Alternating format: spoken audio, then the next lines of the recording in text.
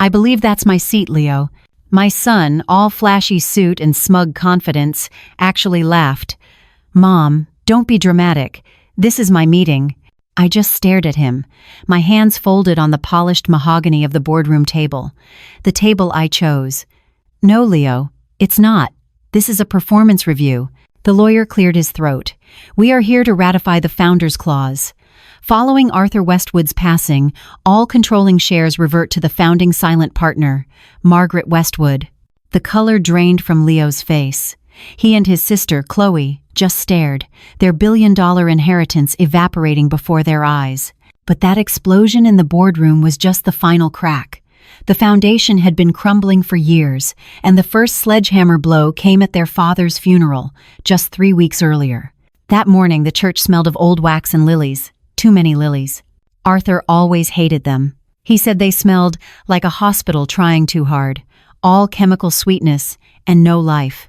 He was a man who loved the smell of fresh-cut lumber, of sawdust and varnish, of things being built.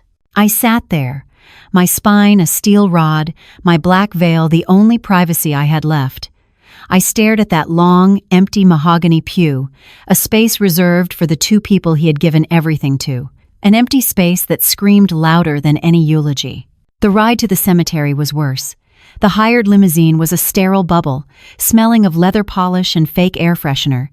Leo and Chloe finally slid in, bringing a chill with them. They hadn't shed a tear. Their eyes were dry, bright, and busy. Before the driver even put the car in gear, Leo, my son, had his Bluetooth earpiece in. His voice was a low, urgent hum, the one he used for hostile negotiations. Look, I get it, it's sad. But the old man's gone. The investors are nervous. We pushed the liquidation vote to Friday. Trust me, they'll fold. The old man. Not dad, not father. A problem that had finally been solved. I turned my head to the window, watching the gray, anonymous suburbs of our life blur past. My daughter, Chloe, was on her phone, her thumb scrolling furiously. She was whispering into her voice notes, her content creator voice on. Just finalize the Bali itinerary. As long as the grief retreat is fully sponsored, I don't care. I need the ocean view villa for the unboxing. It's better for the aesthetic. I'll post a beautiful black and white tribute later. I didn't say a word. I just looked down at my own hands, clasped in my lap. Hands that had balanced the books and signed the checks for 48 years. I thought of Arthur's hands calloused, scarred, stained with the work he loved. And in that sterile, quiet limo, listening to my children plan their profits and their posts, I realized it wasn't just Arthur they were burying. They were trying to bury me, too. We got back to the house, our house, the one Arthur and I bought in 1978 with a VA loan and a prayer, when the neighborhood was just mud and saplings. Now, it was filled with people I barely knew. Leo's business acquaintances, all shark-skin suits, whispering in corners. A few of Chloe's rail-thin influencer friends who looked at the spread of food like it was a museum exhibit. Chloe had insisted on catering. Mom, we can't just have like a garage sale potluck. It's tacky. Arthur would have wanted the potluck. He would have wanted Mrs. Henderson's 7-layer dip, the ribs from that joint off the highway, the sound of beer bottles opening and people telling stories. He would have wanted life. I saw my niece, Sarah, in the kitchen. She wasn't family by blood, but by choice. She was Arthur's apprentice, the daughter in spirit we thought we never had. She was the one who had actually learned from him, who had the same sawdust in her hair and calluses on her hands. She was silently washing the good coffee cups, her eyes red and swollen. She looked up at me, her face a mask of real, honest grief. "Margaret," she whispered. "That eulogy, he would have hated it. It wasn't him. They talked about his acquisitions, not his hands." I squeezed her arm. "I know, dear, I know." Then Chloe drifted by, a glass of champagne in her hand. Champagne, at her father's wake.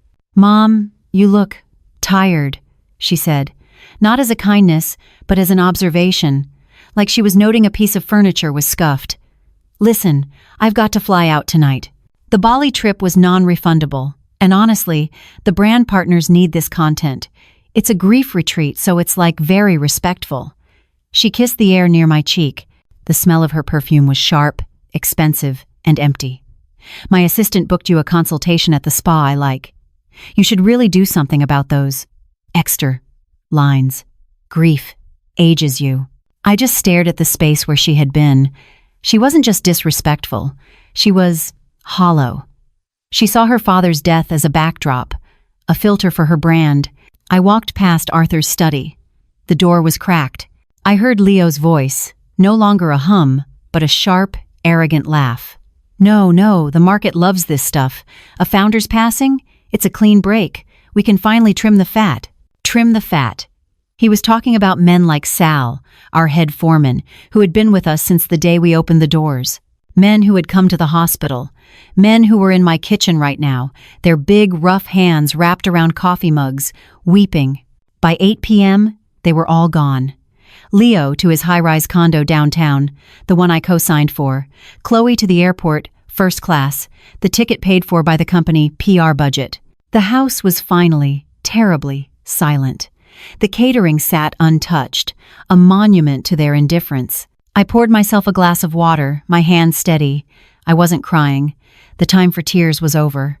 You see, I'm a woman who believes in data. You don't build a company like Westwood Artisans on wishes. You build it on numbers, on projections, on seeing what's real, not what you want to be real. For years, I had watched the data on my children, the loans that were never repaid, the 3 a.m. calls from Leo to fix a business deal gone bad with a check, the casual, constant demands from Chloe for seed money for her brand. Arthur always saw the best in them. He was the craftsman, the artist. He saw the potential in a raw piece of maple. He thought they were just unfinished. I was the architect. I saw the structural flaws. I saw the rot in the foundation. I had prayed I was wrong. When Arthur got sick, I told myself, this will be the thing. This will be the fire that burns away the dross and shows the gold. It wasn't. Chloe visited the hospital once, for 20 minutes, and took 3 selfies by the window for the gram, captioning it, "Family is everything." Leo called his father from the parking lot on the way to a meeting to tell him he was a fighter. The funeral was my final test. A pass, fail. I told them the date. I told them the time. I gave them every chance to show up, to be human, to honor the man who had mortgaged a day this very house, twice to pay for their Ivy League educations and their failed startups. And they had failed. Spectacularly. They hadn't just skipped a funeral. They had confirmed my worst-held data. They weren't just flawed. They were liabilities. I walked into Arthur's study, the room my son had been laughing in just hours before. It still smelled faintly of him, that clean, honest smell of sawdust, coffee, and Old Spice. It was the smell of my life. I sat in his chair. It was still molded to him. My children thought I was just Mom, a soft, quiet woman who baked cookies and balanced the family checkbook. They thought I was a relic. They thought the company, their inheritance, was just a big, dumb machine for printing money they could finally get their hands on. They forgot who built the machine. They forgot that I was the one who found the loophole in the zoning laws in '92 that let us build the new factory. They forgot I was the one who negotiated the contracts with the unions.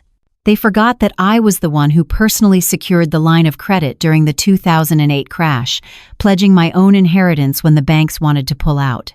Arthur was the heart, but I was, and always had been, the head.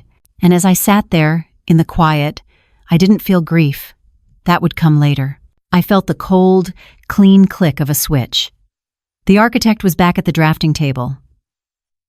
The CEO was reviewing the assets. And my children had just been downgraded to junk. And when you downgrade an asset, you don't weep over it. You liquidate it, or you find a way to make it profitable again. I left the cold, untouched catering trays monuments to my children's performative grief and walked down the hall to Arthur's study. At least, that's what everyone called it. Arthur's study. In 48 years, I don't think Arthur ever spent more than 10 minutes at that desk. He was a man of the workshop, of the factory floor. He'd come in, drop a chaotic pile of invoices, receipts, and supply orders on the antique blotter and say, "Marge, can you work your magic? This stuff gives me a headache." I'd wait until he was asleep, then I'd come in with a cup of tea and I'd make the magic happen. My children saw a big, beautiful desk. I saw the engine room of our entire life. I ignored the sleek modern filing cabinet Leo had insisted we buy, the one I knew he'd had his own accountants organize. I went to the old, fireproof battleship gray cabinet tucked away in the closet. My fingers found the combination lock in the dark. The 22nd of April, 2077. Our anniversary. The tumblers clicked, a sound as familiar as my own heartbeat. The drawer slid open with a heavy, satisfying shing. It was all there, decades of work, my work. I pulled out the first ledger, a simple green-bound book. On the cover, in my own neat, severe script, Westwood Artisans, 1,983. I ran my thumb over the dried ink of that first page. The numbers were small, painfully small, but they were black, not red. Even in that first brutal year, I had kept us in the black. I wasn't in the study anymore. I was back at our tiny laminate kitchen table in the starter home we'd barely afforded. It was 1 a.m., the only light from the dim bulb over the sink. The baby monitor on the counter was hissing, little Leo, just a bundle in his crib down the hall. I had a 10-pound accounting textbook on one side, a calculator with a fading display on the other, and the blueprints for a subdivision spread out before me. I was trying to figure out how we could possibly afford the performance bond. Arthur was asleep on the sofa, face down, still in his dusty work clothes. He was the craftsman. He was the artist. He was the heart. But I was the one who built the house for that heart to beat in. I closed the ledger. My children, they thought I was the wallpaper. Just a pleasant, predictable pattern in the background of their lives. They forgot I was the foundation. They forgot I was the architect. You can't liquidate a company when you don't even know who owns it. I picked up the phone. I didn't call our family lawyer, the one who sent sympathy cards and baskets of pears. I called the corporate attorney, the shark, the one who drafted the real contracts. Her voice was sharp, even at this hour. Sarah Jensen. Sarah, it's Margaret. I didn't have to say Westwood. There was a pause. Not shock. Respect. I was wondering when you'd call. Margaret, I am so sorry about Arthur. He was a good man. The best, I said, and my voice was perfectly even. I need you to pull the Founders Clause file from the main vault. The 1,995 partnership agreement. The one Arthur and I signed when we incorporated. Another pause. This one was different. It was the sound of a very smart woman understanding the entire game. Of course. And while you're at it, I continued, send me the real numbers on Leo's waterfront condo deal. The ones he's been hiding in the marketing subfolder, not the projections he's been showing the board. I could almost hear her smile. I'll have a secure messenger at your door by 8 a.m., Mrs. Westwood. Thank you, Sarah. And please, call me Margaret. I hung up the phone. I looked at the old green ledger. It was time, after all these years, to finally audit the books. I didn't have to wait long. At 8 a.m. on the dot, a secure messenger handed me a locked briefcase. The numbers inside were worse than I'd even imagined. It wasn't just incompetence. It was a hostile takeover from within. Leo's waterfront condo deal wasn't just a bad investment.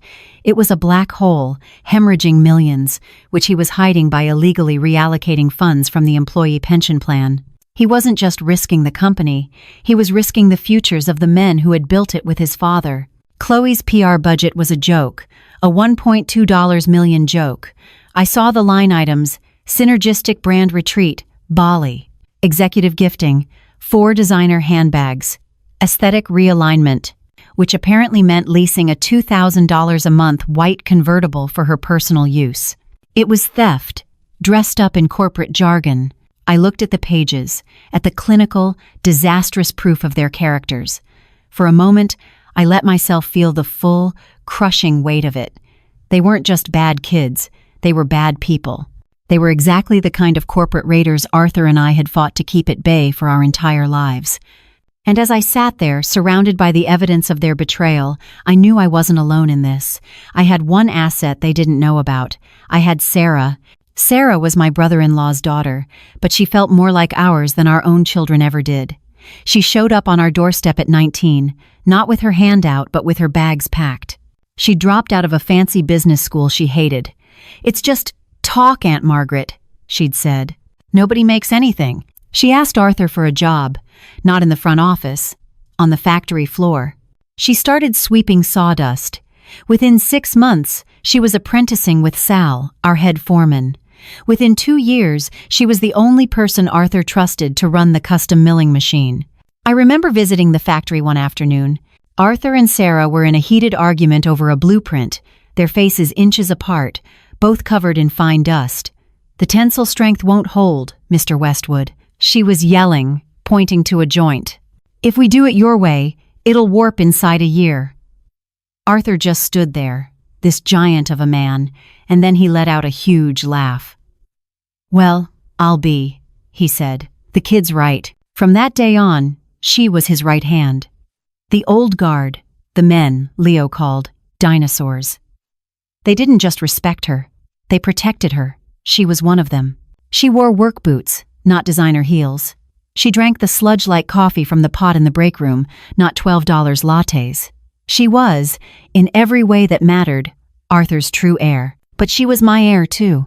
5 years ago, she came to the house on a Sunday, long after Leo had been made president.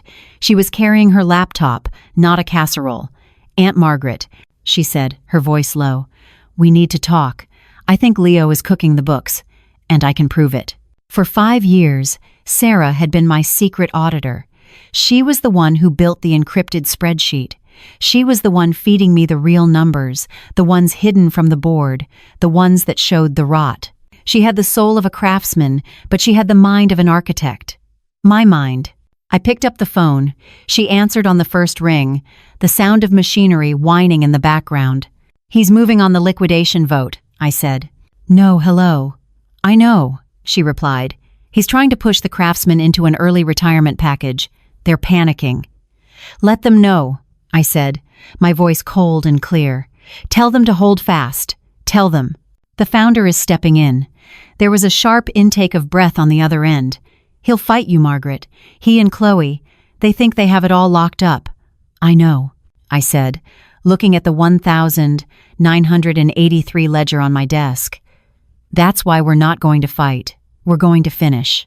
To finish them, I just had to give them enough rope. And as it turned out, they were more than happy to build their own gallows. Sarah came to the house 2 days later, not through the front door. She used the back kitchen entrance, just as she'd done for years, the one that led straight from the factory parking lot. She looked tired, the kind of tired that's deep in the bones. She didn't carry a briefcase. She had a simple, unmarked USB drive that she plugged directly into the old, offline laptop I kept in the study. "He did it, Margaret," she said. Her voice was flat, not emotional, just defeated. "He held the meeting. I didn't need to be at that meeting." Sarah had recorded the whole thing on her phone. I watched it later that night, alone, with a cup of black coffee, the study door locked. The camera was shaky, angled up from her lap in the boardroom, but the audio was crystal clear.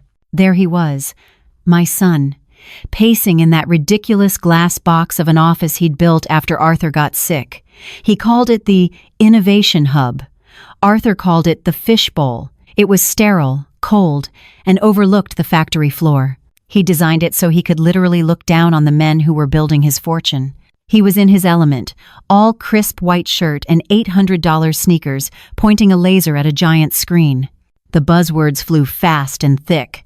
Synergy, vertical integration, recontextualizing our core assets. My children were masters of using expensive words to say nothing at all, a skill they'd perfected at universities I'd paid for. But then, the real plan emerged from the fog of jargon. He wanted to pivot. That was the word. We are pivoting from an analog, high-drag business model to a streamlined, global agile framework. I had to pause the video. Analog, high-drag? He was talking about the custom cabinetry line. He was talking about the hand-turned banisters. He was talking about his father's life's work. He clicked to the next slide. It was a picture of a shipping container. "The future," he announced, "is in prefab modules. Cheap boxes. Identical vinyl-sided boxes from an overseas partner, shipped in and dropped onto a foundation. Things designed to last 10 years, tops. Arthur built things to last generations. He used to say, you could measure a man's character by the quality of his joinery, by the care you put into the parts no one would ever see." My son wanted to use glue and staples. He saw the company not as a legacy, but as a brand name he could slap on particle board. But to make way for the new, he had to clear out the old. "We have a legacy cost issue," Leo said, his voice smooth and reasonable, the one he used on bankers. "Our margins are being eaten alive by a high overhead, low-efficiency workforce." He meant Sal. He meant Rudy. He meant the entire old guard, the men who had been with Arthur since the 1,980 seconds. The men who had taught Leo how to hold a hammer as a summer job. "We're looking at a generous severance package for our legacy employees," he continued, glancing at the younger VPs he'd hired, kids who looked like they'd never gotten a splinter. "Let's be blunt. They're dinosaurs. And the meteor is coming." The VPs all laughed. A short, sharp, sycophantic bark. Dinosaurs. Sal, the foreman, a man who had been a pallbearer at Arthur's funeral less than a month ago, his broad shoulders shaking with a grief my own son couldn't be bothered to fake. Sal, who had missed his own son's state championship baseball game 15 years ago to help a 20-year-old Leo fix a flat tire on the interstate 2 hours away. Sal, who still called me Mrs. M and brought me a bag of tomatoes from his garden every fall. I watched my son casually, cheerfully, condemn the men who had been more of a father to him than he would ever be a man. He wasn't just firing employees, he was firing his own past. And then, as if to prove the rot went all the way through, it was Chloe's turn. She stood up, all silk blouse and forced smiles. "Thank you, Leo. Now, let's talk about the aesthetic of the new Westwood." Her presentation was all soft pinks and flowing, generic scripts. It was a $200,000 rebranding campaign.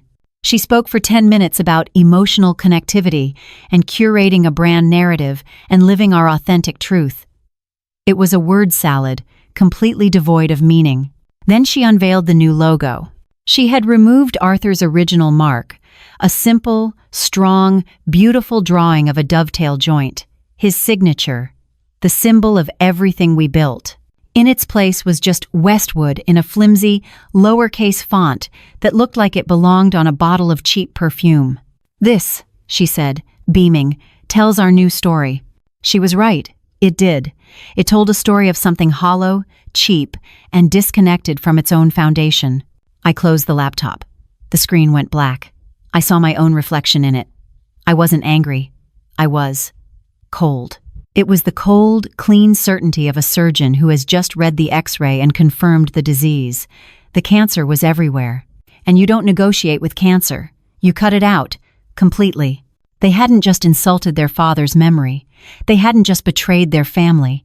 They had declared war on the work itself. They thought they were so clever, sitting in their glass box, planning the liquidation. They had no idea they were just finalizing the terms of their own surrender. The terms of their surrender were simple. They just didn't know they were the ones surrendering. I closed the laptop, the screen going dark. The silence in the study was absolute.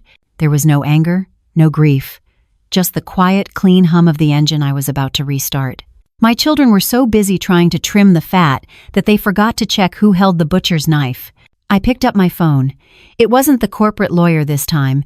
It was my personal assistant, a quiet, hyper-efficient woman my children had dismissed for years as Mom's little helper. "Brenda," I said. "It's time. Send the notices."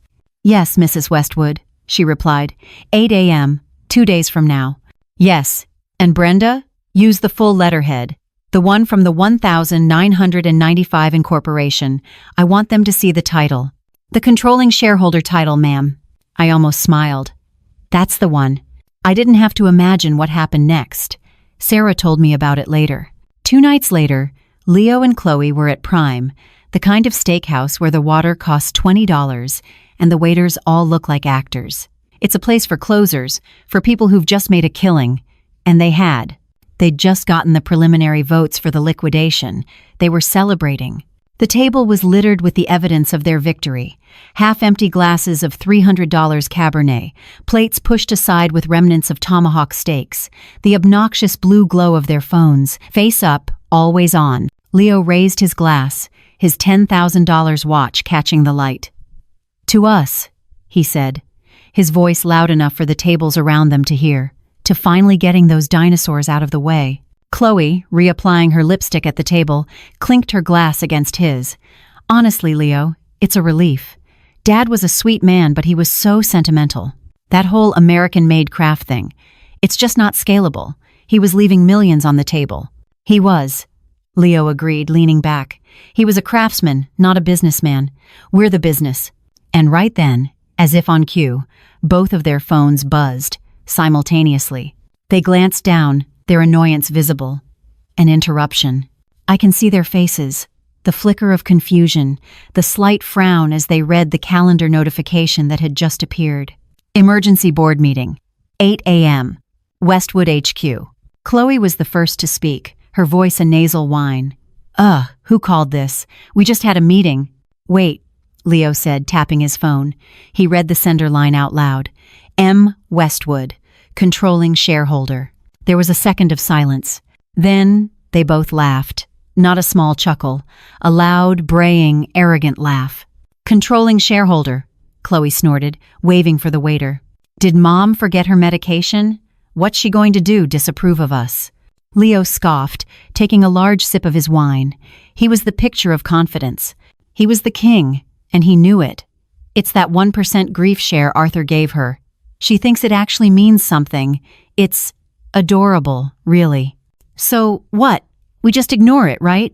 No, Leo said, a cruel little smile playing on his lips. He was enjoying this. We'll go. We'll let her come in, say her little piece, maybe cry a bit about Dad's legacy. We'll pat her on the head. He finished his wine and placed the glass down with a decisive click. Let's humor her. It'll be the last time she's in the building anyway. He signaled for the check, ready to sign the extravagant bill with his company card. My company card? They had no idea. They saw an invitation. They didn't realize they were RSVPing to their own execution. I arrived at the boardroom an hour early. 7 a.m. on the dot. I wanted to be there before the lights were even on. I stood in the dark, smelling the faint, stale scent of corporate coffee and industrial cleaner. This was Leo's fishbowl, the glass-walled box he'd built to look down on the factory floor. But the table was mine. I ran my hand over the wood, a single 30-foot slab of polished walnut, cool to the touch. I'd commissioned it from our own workshop 20 years ago, from a tree that had fallen on our property. Arthur had said it was too grand, Marge. I told him, it's not for them, Arthur. It's for us. It's to remind them this is a serious business. I sat at the head of the table. My head. At 7:45, Sarah Jensen, the lawyer, arrived. She was all sharp angles and quiet competence, placing a single pristine file in front of her. At 7:50, my niece, Sarah, arrived. She wasn't in her work boots. She wore a dark, perfectly tailored blazer, her hair pulled back. She looked like the executive she was about to become. She sat at my left and gave me a single, solid nod. We didn't speak. We just waited. The clock on the wall hit 8:81, 8:5. At 8:07 a.m., the glass door slid open. 7 minutes late. Punctuality is a form of respect. Its absence is a confession. Leo strolled in, already talking into his Bluetooth earpiece. Just push the papers, I'll sign them by 10. He didn't even look at us. Chloe drifted in behind him, scrolling through her phone, holding a ridiculously large, brightly colored tumbler from some trendy brand. Leo ended his call with a sharp, "Gotta go," and finally looked up. He saw me. He saw the lawyer. He saw Sarah. His face, which had been puffed up with self-importance, curdled into annoyance. "Mom, what's all this?" he said, waving his hand dismissively. "You're in my chair." He didn't say good morning. He didn't ask how I was. He walked straight to the head of the table and put his hand on the back of the chair I was sitting in, a clear physical gesture for me to get up. I didn't move. I didn't even blink. I just looked up at my son. My voice was quiet, but it cut through the air like a diamond-tipped saw. "I believe that's my seat, Leo." He actually laughed. That short, arrogant bark. "Mom, don't be dramatic. This is my meeting. I have a liquidation to run, and you're holding up a multi-million-dollar deal." He put his briefcase on the table with a loud thud. Before he could even attempt to sit, Sarah Jensen, the lawyer, stood up. Her chair didn't make a sound. "Actually, Mr. Westwood," she said, her voice pure ice, "it is not your meeting." Leo, and for the first time, Chloe, looked at her. "Excuse me," Leo said. "We are here," Sarah Jensen announced, her voice filling the room, her eyes locked on Leo, "to ratify the founder's clause of the 1995 Westwood Artisans Partnership Agreement, executed by both Arthur Westwood and Margaret Westwood." The room was so quiet I could hear the hum of the projector.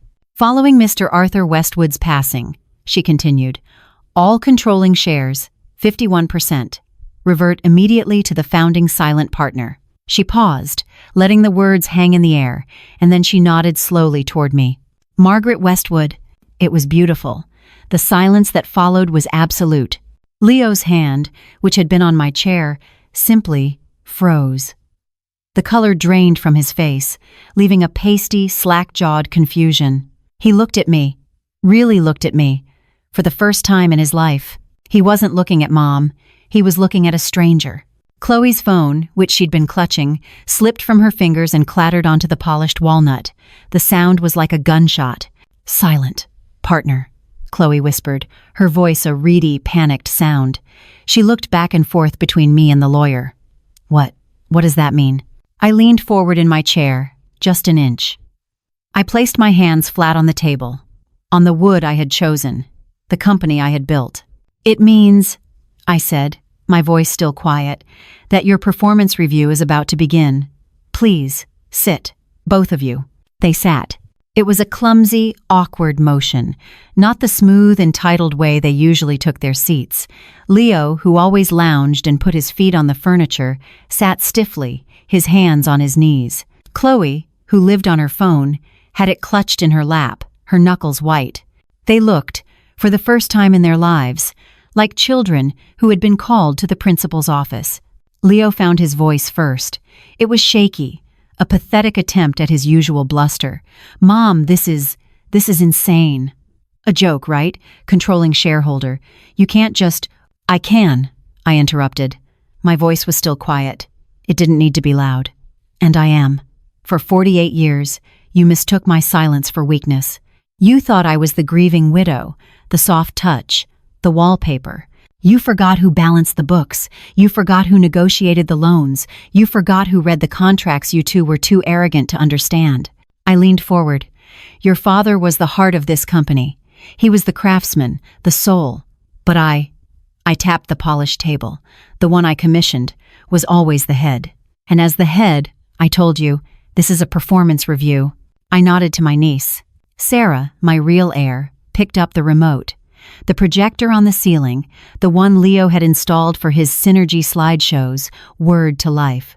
The giant screen on the wall, which just yesterday held his plans for cheap imported boxes, now showed a clean, simple spreadsheet. "Chloe," I said, "let's start with you." Her head snapped up.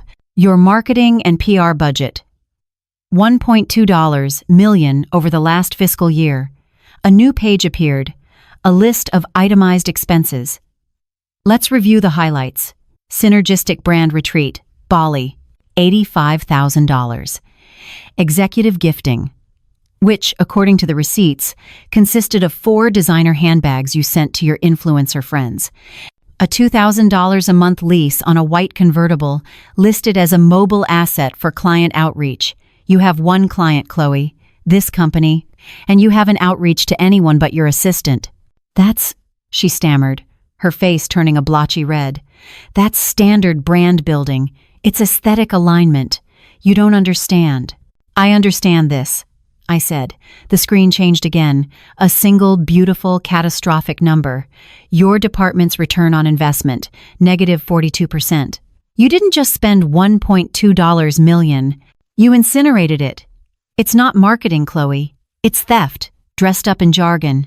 You've been using the company as your personal ATM, and you were so busy curating your brand.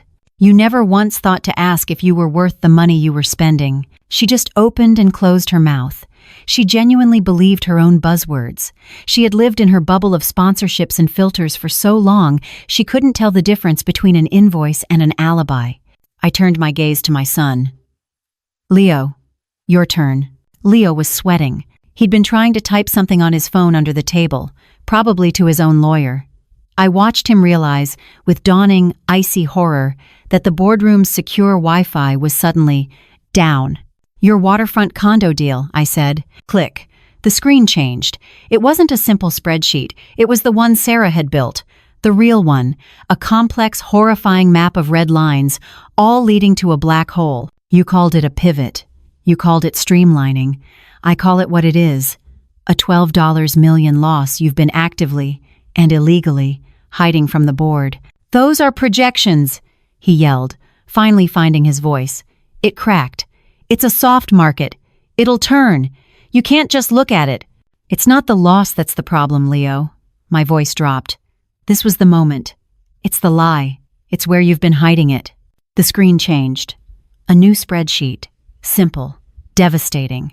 It was the employee pension fund. You've been cooking the books.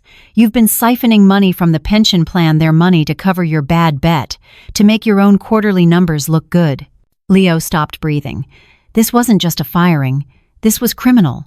You took Sal's future, I said, my voice barely a whisper, but it filled the sterile room. You took Rudy's retirement, the men who taught you how to hold a hammer when you were 16, the men who wept at your father's funeral while you were on the phone, pushing the liquidation vote. You took their lives, Leo, to cover your own arrogance. He just stared at the screen. He was a cornered animal. This is a hostile takeover, he finally spat, his face purple. I smiled, a thin, cold, and final smile. Yes, by your mother. I leaned back, my hands once again folded. You two saw this company as a machine for printing money. You saw your father's legacy as a brand to be we're contextualized. You saw the men who built this place as dinosaurs. You didn't just disrespect your father's memory. You disrespected the work. You betrayed the foundation. I paused. The silence was absolute. So, the performance review is over. Here are the results. I looked at my son. Leo, as of this moment, you are terminated for cause, effective immediately. I looked at my daughter. Chloe, your entire department is dissolved, effective immediately. You can't. Leo started to stand, his chair scraping violently. I can, I said. As if on cue, the glass door to the boardroom slid open. Two quiet men in professional suits stepped inside. They weren't big. They didn't need to be. They were security. You're firing us. Chloe's voice was a tiny, incredulous squeak. She looked like a child who had just been told Christmas was canceled forever. No, dear, I said, standing up for the first time. I gathered my purse. I'm firing an incompetent criminal president and dissolving a department that was nothing more than a vanity project. The fact that you are those things is your problem, not mine. I looked at Leo. Security will escort you from the building. I'm sure you know the protocol. You wrote it. I started to walk out. I paused at the door, turning back to them. They were just sitting there, frozen, as the two security men stood silently by their chairs. Oh, and don't worry about your things, I said, as an afterthought. The personal items from your offices, I had them couriered to your condos this morning. I let that sink in. The fact that I knew this was over before I even walked in the room, the fact that I had already won. I walked out of the boardroom, leaving them to the silence and the two men, and the ruins of the inheritance they thought they'd already cashed. I didn't go home. I went down 2 floors to the executive office. The one that had been Arthur's, the one Leo had barely used, finding it too old-fashioned and full of wood. I sat in Arthur's chair. It still smelled faintly of him. I picked up the phone. My first call wasn't to a lawyer, it was to the bank. Brenda, I said to my assistant, who was already there, holding a list. Let's begin. Cancel corporate credit cards, all of them, effective. 10 minutes ago. Yes, all suffixes, especially the Amex Centurion cards. My children thought the firing was the execution. They didn't understand. The firing was just the pronouncement. The execution was the immediate, total, and complete severing of the financial umbilical cord they had been feeding on their entire lives. Yes, I continued, and call the garage management at Leo's high-rise. The Tesla is a company asset. Recall it. And notify the condo board that Westwood Artisans is no longer guaranteeing his lease. He's on his own. I didn't have to be there to see what happened next. The calls I received over the next few hours painted a picture more vivid than any photograph. Leo, apparently, had been so stunned he'd just walked. He'd walked out of the building, past the factory floor, past the men he'd called dinosaurs, who all just stopped and watched him go. He didn't have a driver. He didn't have a company car. He walked, in his $1,000 suit, all the way back to his high-rise. And he found his Tesla, his sleek, white symbol of new tech and empty promises, hitched to a tow truck. I was told he stood on the sidewalk, screaming at the tow truck driver, a man just doing his job. He kept yelling, "Do you know who I am? I am Leo Westwood." The driver, a man who had probably heard it all, just checked his paperwork, shrugged and said, "Sorry, buddy. All I know is, the bank wants the car." Leo tried to use his phone to call an Uber, but the phone, of course, was on the company plan. That had been canceled too. Chloe's reckoning was, in its own way, even more poetic. After being escorted out, she did what she always did when she was stressed. She went shopping, or rather, she went to be seen. She went to the Belmont, a members-only club downtown where the membership fee was more than most people's mortgage, and the entire point was to be photographed. She ordered her usual $40 cocktail, something pink with foam, and a plate of oysters. She was there for an hour, posting to her Instagram story a close-up of her glass with the caption, "Tough day, but we pivot. We rise. Number girl boss." And then, she went to pay the bill. The bartender, a young woman Chloe had never bothered to make eye contact with, ran the black card, and ran it again. She didn't say it loud. She just pushed the little machine toward Chloe, her face blank. The screen was bright red. Declined. Chloe, I'm told, went pale. "That's impossible," she stammered. "Run it again. It's a corporate card." "I did, ma'am," the bartender said, her voice carrying just enough. "It's declined. Do you have another form of payment?" All the friends she'd been air-kissing, the other influencers and trust fund kids at the bar. Suddenly, they were all fascinated by their own phones. The music was suddenly very loud. The seat next to her, which had been full of people trying to get in her selfies, was suddenly empty. She had to call her ex-husband, the one she'd divorced for not being ambitious enough.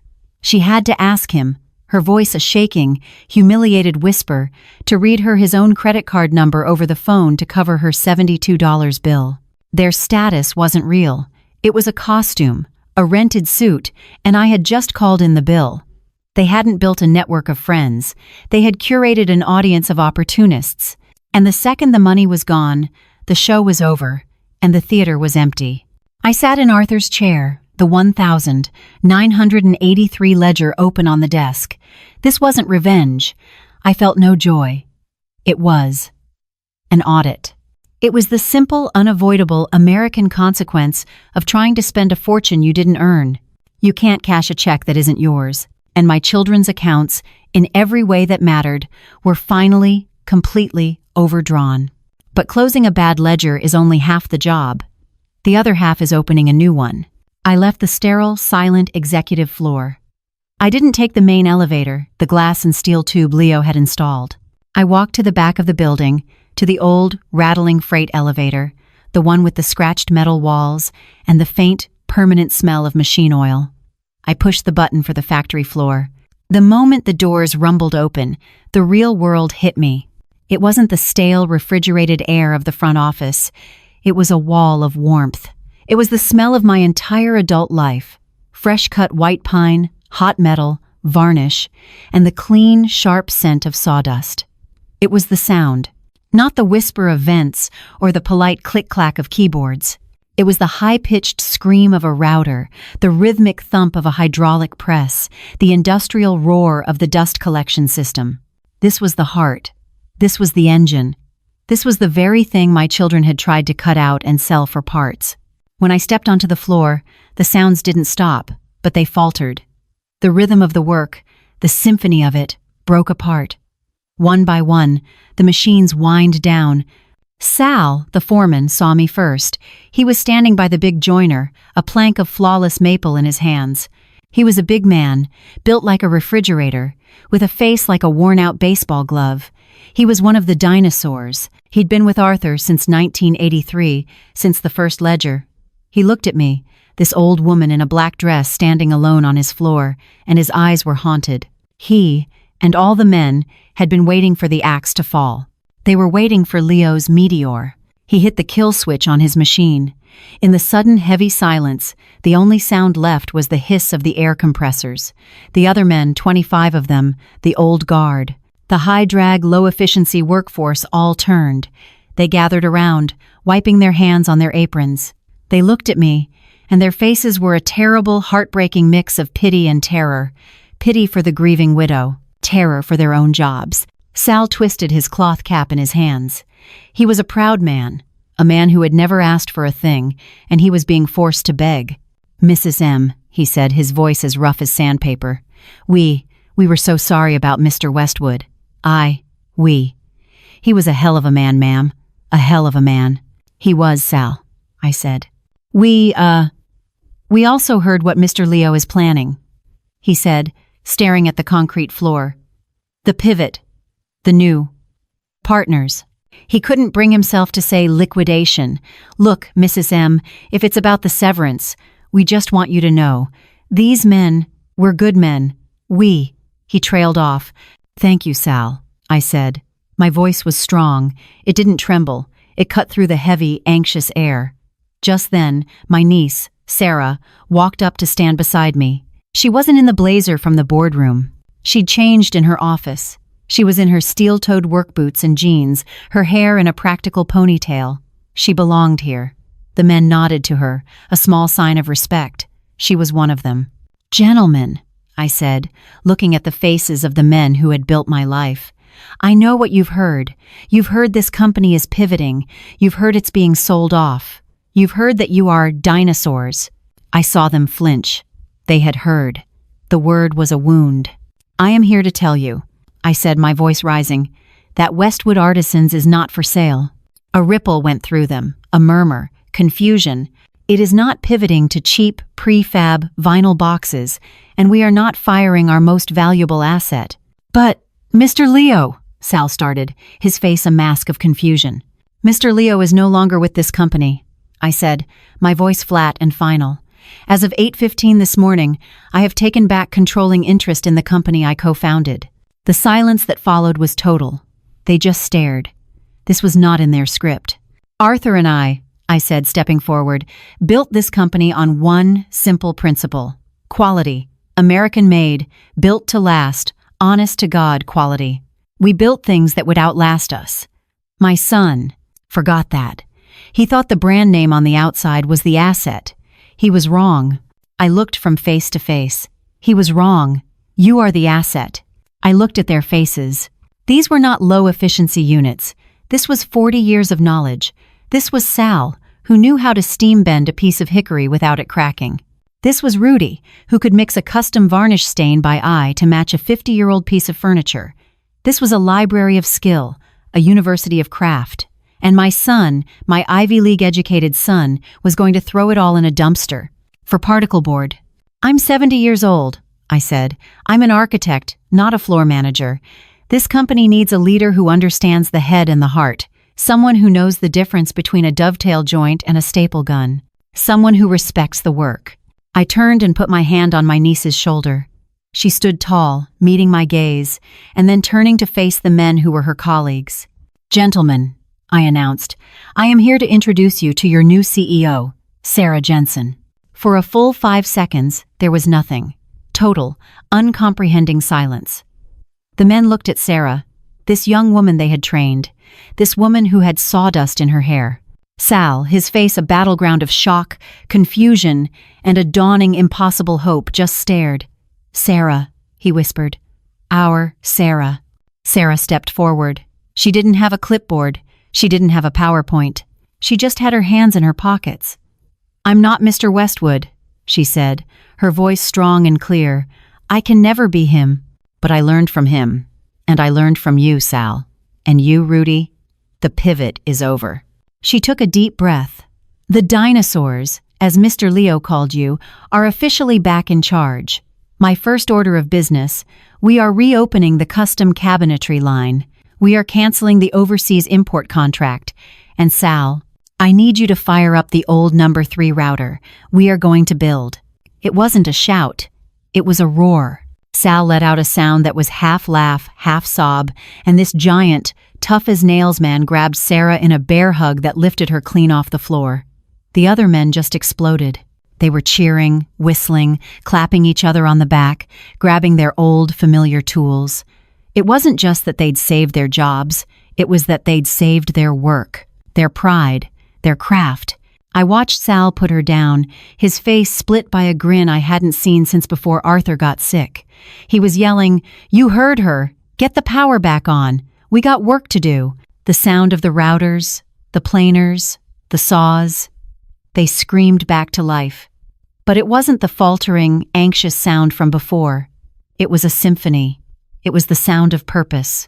It was the sound of men who had been told they were obsolete, only to find out they were the entire point. I stepped back, watching them, and finally let myself breathe. This was the payback, not the look on Leo's face in the boardroom. This, the relief on the faces of men who had given their lives to this place. "You can rest, my love," I thought, as if Arthur could hear me. "Your real work is safe." It was never about the money. It was about this, the simple, profound American dignity of a job well done, of building something with your own hands that would outlast you. My children, with their soft hands and hollow words, had never understood that. They thought a legacy was something you inherited. They never realized it's something you build every single day, with sweat and sawdust. Sweat and sawdust. That became our new bottom line. The next 6 months were a blur, but it was the best kind of blur. It was the blur of building. Sarah wasn't just a good CEO. She was a natural. She had Arthur's heart for the men and my head for the numbers. The first thing she did after the takeover was walk onto the factory floor with the real ledgers, the ones showing Leo's pension theft. She put them on a workbench for Sal and the whole crew to see. "This is what he did," she said, her voice clear and strong. "This is the hole he dug, and this is what we're going to fix. Together." Honesty. It was that simple. We didn't just survive, we thrived. We didn't just reopen the custom cabinetry line. We had a 6-month backlog from architects all over the country who'd heard Westwood was back. We rehired every craftsman Leo had tried to fire, and then we hired 10 more. And the pension? I made that whole first. I sold the glass-walled innovation hub for scrap and used the proceeds, along with the liquidation of Leo's high-rise condo, which of course the company also owned, to repay every cent he had stolen. But our biggest project wasn't for a client. It was for Arthur. We used the first real profits to break ground on the Arthur Westwood Trade School, a tuition-free workshop right next to the factory. It was a place to teach young people the craft, to get them off their phones and get their hands dirty. To teach them how to build something real, something that lasts. The groundbreaking day was bright, cold, and clear. The air didn't smell like sawdust yet, just the clean, sharp scent of fresh-turned earth and coffee from a giant Costco urn. The local high school band was there, playing a slightly off-key version of a song I didn't recognize. The mayor gave a speech. Sal, in a suit that looked painfully tight, stood next to Sarah, both of them beaming as they held the ceremonial silver shovels. It was everything Arthur would have loved. Practical, a little noisy, and all for the community. I was standing off to the side, just watching. Watching these kids, half of whom looked like they'd rather be anywhere else, suddenly look interested as Sal started explaining why a foundation matters, why measure twice, cut once isn't just a saying. And that's when I saw him. He was across the street, just standing, watching. I hadn't seen him since the boardroom. I'd heard the stories. The Tesla repossessed, the condo seized. Chloe, apparently, had fled to Arizona to live with an aunt and was trying to rebrand herself as a wellness coach. Leo had just vanished. Until now. He was thin. Thinner than I'd ever seen him. The flash and swagger were gone, stripped away like cheap varnish. The $5,000 suit was gone, replaced by jeans that hung on his frame and an old, worn-out flannel shirt that looked like it could have been his father's. His hair was too long. He looked irrelevant. A ghost, haunting the edge of a life he was no longer invited to. My first instinct was nothing. Not anger, not pity, just a cold, analytical blankness. The asset had been written off. This was just an echo. He saw me looking. I didn't turn away. I am not a woman who turns away. I held his gaze. And then, the hardest thing. He started to walk across the street. He moved slowly, his hands shoved deep in his pockets, as if he were wading through water. He stopped about 10 feet away from me, as if there were a restraining order he'd placed on himself. He didn't look at me. He looked at the big vinyl banner, the Arthur Westwood Trade School. "Mom," he said. His voice was rough, like he hadn't used it in a while. "Leo." I kept my voice flat, neutral. I would give him nothing. He gestured with his chin toward the kids, the shovels. I saw the article. In the paper. "It's what your father always wanted," I said. It was a simple fact. It was also a judgment. He finally looked at me. His eyes were clear. The arrogance was gone. They were just empty. "He tried to teach me," he whispered. I wouldn't listen. I just waited. I was not going to fill the silence for him. That was the old me, the enabler, the wallpaper. The architect waits for the client to state their needs. He looked down at his own hands, pulling them from his pockets. They were chapped, but still soft. Useless. He started, then stopped. He took a breath. "I know how to frame a wall." I just stared at him. "What?" "I know how to frame a wall," he repeated, faster this time. "I did it for 2 summers. For real. Dad made me. Before all this. I was on Sal's crew. I hated it. But I know how. 16 on center." He looked past me, at Sal, who was now laughing and showing a kid how to read a level. He looked back at me, and his eyes were terrified. This was it. The last throw. Do you need any help?" He rushed the words out. "For free. I need to. Do something." He wasn't asking for money. He wasn't asking for his job. He was asking to work. I looked at this man, my son, the fraud, the thief, the failure, and for the first time, I saw the one 6-year-old boy his father had tried to save, the boy his father had loved. Was this another con? Another angle? A way to get back in? Maybe. Probably. But Arthur always used to say, "You can't see the real grain in the wood, Marge, until you make the first cut." This was Leo, presenting himself as raw, flawed lumber. I didn't smile. I didn't hug him. I didn't offer him a single word of forgiveness. That wasn't mine to give, but I could offer him a nail. I didn't answer his question. I just nodded. Once. A slow, deliberate dip of my chin pointing over my shoulder. "The foreman is over there," I said. "Ask him." I watched his face. It wasn't relief. It was terror. And something else. A flicker. He nodded.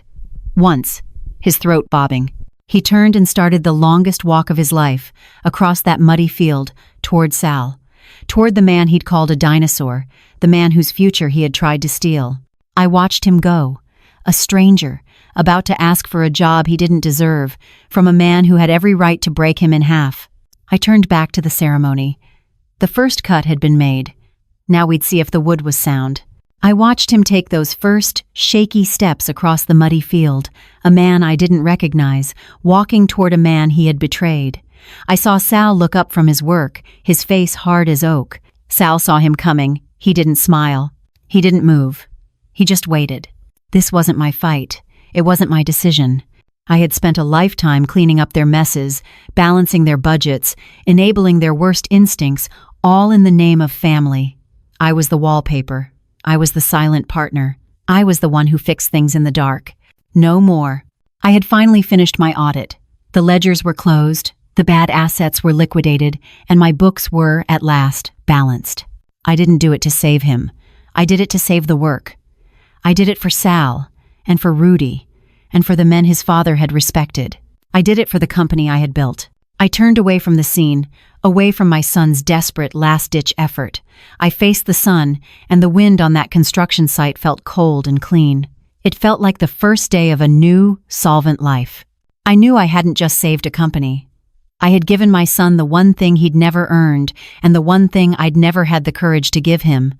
A consequence. And maybe, just maybe, a chance to save himself. The rest was up to him. A true legacy isn't what you leave for people, it's what you leave in them.